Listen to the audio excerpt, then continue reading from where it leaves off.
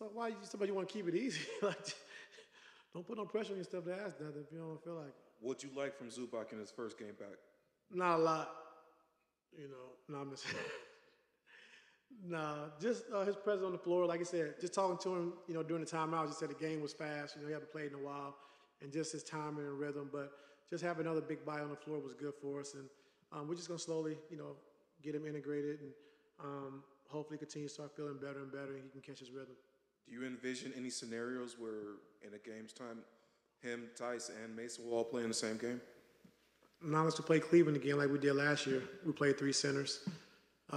We played Zoo, Moses, and Musa. Yeah, we did that in Cleveland, but we were short bodies. So if we're not short bodies, I don't see that happening in the future. You had another W to start this game.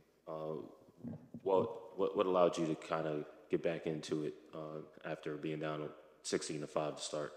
Yeah, just, we had some good looks, I thought, but we just had low energy. Didn't have a lot of energy. Then our bench came in, with Russ and Norm and Amir, Mace. They came in and kind of got us going, with some juice. We needed that. Like I said, long road trip and, the 6 out of 7 games. 6 game out of 7. So, long road trip. Didn't have a lot of pop to start our starters, but our bench came in and gave us some good pop and some good minutes, coming off the bench. And I feel like after Friday night, there was a strong emphasis on being better defensively, especially after how the previous 3 games started. Like, you guys were great in Boston, and then there was some slippage throughout the week.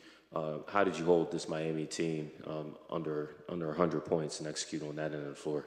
I thought just really addressing it before the game, just talking about, having that defensive mindset and, not letting our guards down and trying to get out to a good start defensively. And so I credit our guys for doing that, locking in, understanding the game plan, on how we wanted to play. And they did a good job, overall. They did a pretty good job defensively. Ty, you alluded to it, how this was the 6th game in 10 nights on the trip, and you'd already clinched a winning trip. And look, you know how the schedule is, yeah. And you know how guys tend to be sometimes. This was a very professional 40. It wasn't pretty, but it was very professional 48 minutes. Just what's that say about the buy-in right now from your guys that they can come on a night where a lot of things don't go right and still play on the other end the way that they did?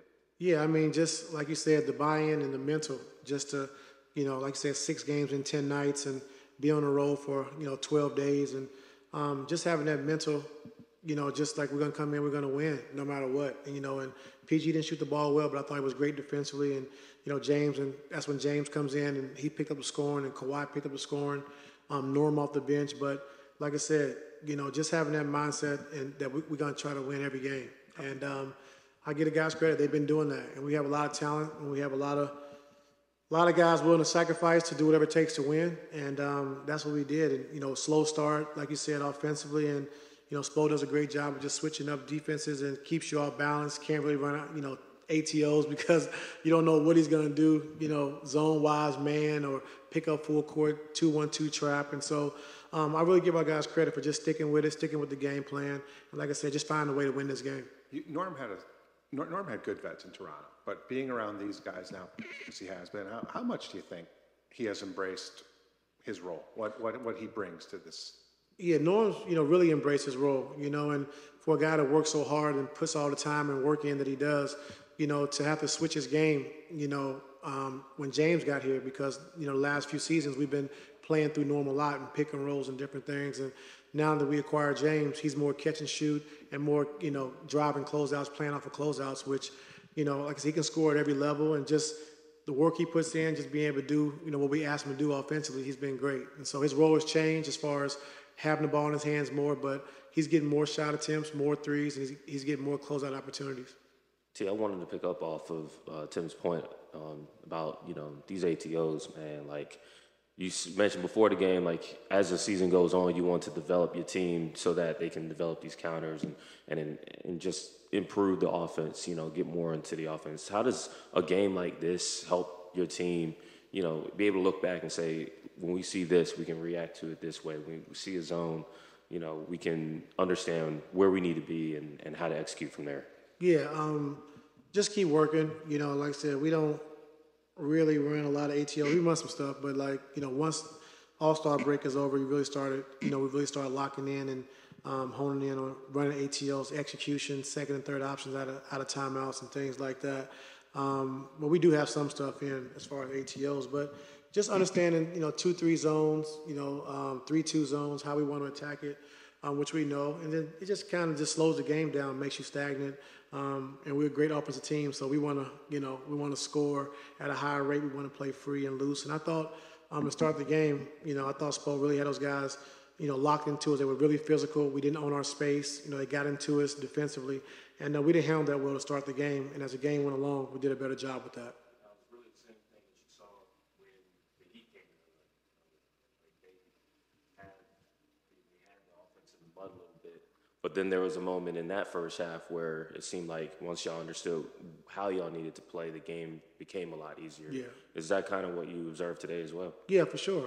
You tell the guys what's going to happen, what you're going to see, but until you actually see it and feel it, it's going to take some time. And so once we saw how they were playing the zone, we was able to do a better job just executing and overloading and doing some different things offensively to try to get different triggers, make them put 2 on the ball and then swing, and drive and closeouts. And, our guys did a better job of that after the first quarter. Coach, you mentioned how Spo kind of keeps you off balance with the different defensive coverages, and you talked about it there with the zone. And I'm sure that's something you knew coming into this game, how they're known for that, and they've been doing it more as of lately. And kind of after they settled into that zone, they went back into the man in fourth quarter for a little bit. Did you think it was just a matter of executing and kind of hitting more shots towards the end, or what did you feel about the zone versus man execution? Well, I thought the zone just slowed us down. Made us stagnant.